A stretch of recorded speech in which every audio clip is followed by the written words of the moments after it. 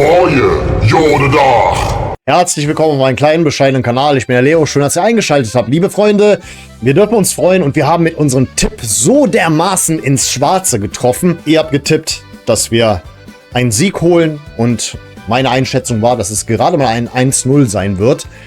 Und ich habe mich selbst im Nachhinein gewundert. Ich dachte mir so, hast du jetzt tatsächlich 1-0 getippt, dass wir zu 0 spielen? Weil ganz ehrlich, ich habe dann im Laufe des Spiels gedacht, also wir fangen uns auf jeden Fall noch ein, weil typisch FC halt in den letzten Spielminuten und dergleichen. Aber tatsächlich, gestern haben wir die 0 gehalten. Also das ist wirklich ein Aspekt, der vielleicht für mich so, was die Freude betrifft, überwiegt.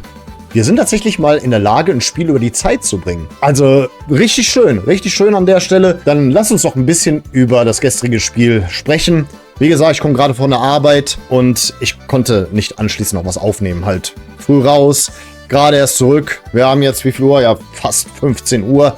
Wenn das hier rauskommt, keine Ahnung, ist eigentlich das Thema für euch schon größtenteils durch, aber es gibt die einen oder anderen, die nur darauf gewartet haben, dass ich was poste und von daher, das ist für euch so in dem Sinne. Ich habe mir ein paar Sachen aufgeschrieben an der Stelle, also nichts Besonderes, ein paar Notizen, damit wir das Ganze hier in Anbetracht dessen, dass ich jetzt hier wirklich komplett an Zahnfleisch gehe, was meinen Schlafrhythmus angeht, damit wir hier nicht komplett auf dem Schlauch stehen. Also, vor Spielbeginn sah ich mir ein bisschen so die Startaufstellung der beiden Mannschaften an und ich dachte mir so, also auf dem Papier rein oberflächlich wirkt unsere Mannschaft interessanter, gar attraktiver. Also, weiß nicht so, als ich dann auch noch gehört habe, dass das Durchschnittsalter der Wolfsburger Mannschaft ungefähr 27 Jahre beträgt, dachte ich mir auch so, also wir müssten doch eigentlich die schnellere und die vitalere Mannschaft heute sein. Und dann kam auch noch die Nachricht, dass Amura, also der beste Torschütze bei Wolfsburg, dann heute beziehungsweise gestern ausgefallen ist. Aus disziplinarischen Gründen wurde er aus dem Spieltagskader gestrichen. Und ich denke mal so, keine Ahnung, wie das Spiel verlaufen wäre, wenn er dabei gewesen wäre gestern. Von daher, ja, kann man sagen, da haben wir vielleicht nochmal Glück gehabt, dass der beste Torschütze nicht dabei war. Aber gut, das nehmen wir an der Stelle mit und haben es auch ausnutzen können. Said Elmalah wird aktuell übrigens geschützt, also das hat zumindest Kwasniok so verlautbaren lassen. Der Hype hat ein bisschen Einfluss auf ihn genommen, negativ leider Gottes, aber ich denke mal, der Junge wird sich bald wieder fangen. Also gestern ist er erst so in der 62. Spielminute ungefähr eingewechselt worden. Ich denke mal, bald werden wir uns wieder an dem einen oder anderen Türchen von ihm erfreuen, da bin ich mir ganz sicher.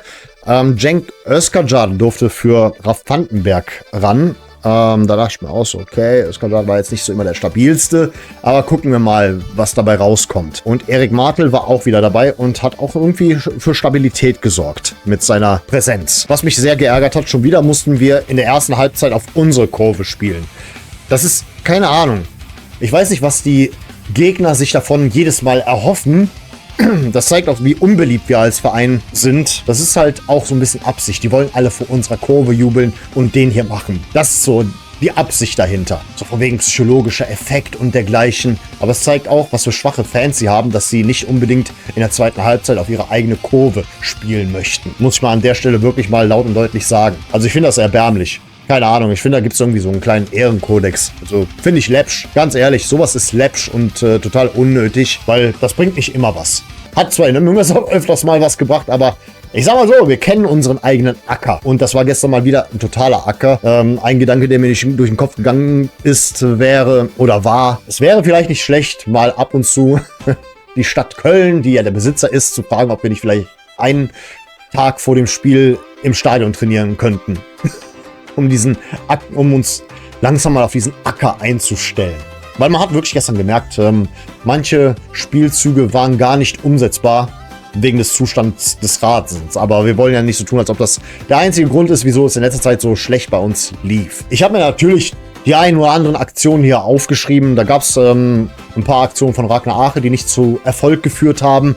Aber essentiell war die 29. Spielminute, als Linton Meiner nach einem Einwurf alleine auf den 16er der Wolfsburger zugelaufen ist und dann abgezogen hat.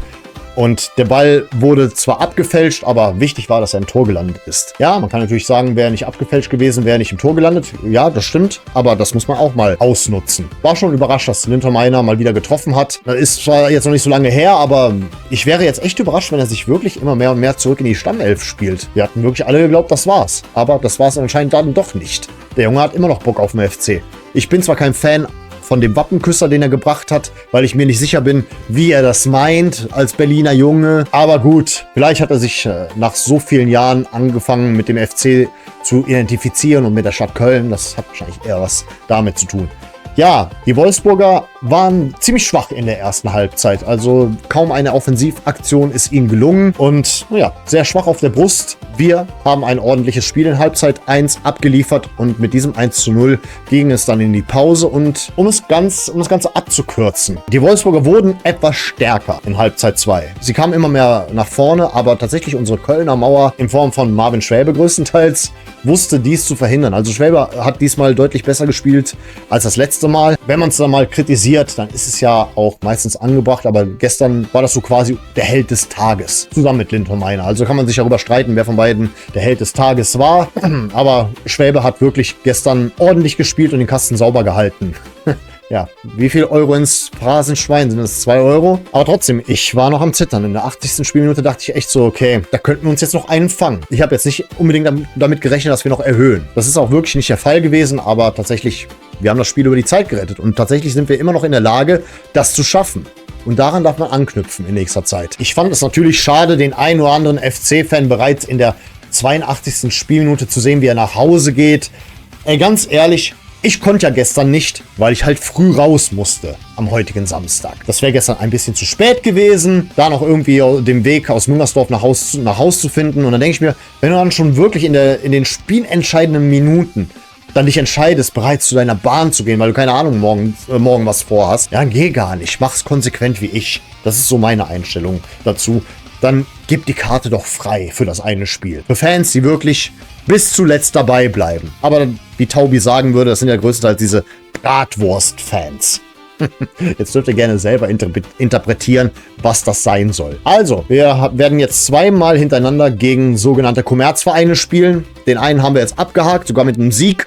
Ich habe echt geglaubt, wenn überhaupt, holen wir einen Punkt aus 3 Spielen. Jetzt haben wir tatsächlich 3 Punkte geholt. Das beruhigt mich schon mal für die nächsten 2 Spiele, selbst wenn dabei Niederlagen herauskommen würden. Was mich natürlich trotzdem ärgern würde, damit wir uns richtig verstehen. Aber halt, naja, Red Bull und Stuttgart haben halt die entsprechenden Kader. Da will ich mir nicht zu viel erhoffen. Deswegen, das waren gestern sehr, sehr wichtige 3 Punkte. Und an der Stelle sage ich mal, nur noch 17 Punkte bis zum Klassenerhalt. Ja, ich weiß, manchmal sind weniger als 40 Punkte dafür nötig. Wenn es dann irgendwann mal von den Kommentatoren und dergleichen und den Buchmachern heißt, eigentlich reichen 34 Punkte, dann werde ich den Counter auch gerne anpassen. Aber bis dahin, sage ich mal, noch 17 Punkte bis zum Klassenerhalt. Nächste Woche, ungefähr um den Freitag herum, werden wir dann über ein Konstrukt sprechen, das ich abgrundtief hasse. Das wird eine wirkliche Hasstirade. Das wird hart an der Grenze sein. Keine Ahnung. Ich muss echt aufpassen, was ich sage und wie ich mich ausdrücke. Wirklich, das wird wirklich hart sein. Gehe ich mal schwer davon aus, weil solche Wettbewerbsverzerrungen wie Red Bull und sie heißen Red Bull. Ich lasse mich nicht verarschen. Verarschen kann ich mich selber. Es heißt nicht Rasenballsport. Das sollen wir nur glauben, das so genannt wird. Und ja, über sowas müssen wir ansprechen. Aber bis dahin freuen wir uns, lehnen wir uns eine Woche zurück und dann können wir gerne die Woche darauf zittern oder uns aufregen. Aber bis dahin alles gut, ist in Ordnung, wenn man auch auf die Tabelle guckt und auf den Punktestand, der natürlich gerne etwas höher sein könnte. Wir gelten als der schlechteste 10. in der Bundesliga-Geschichte zu diesem Zeitpunkt.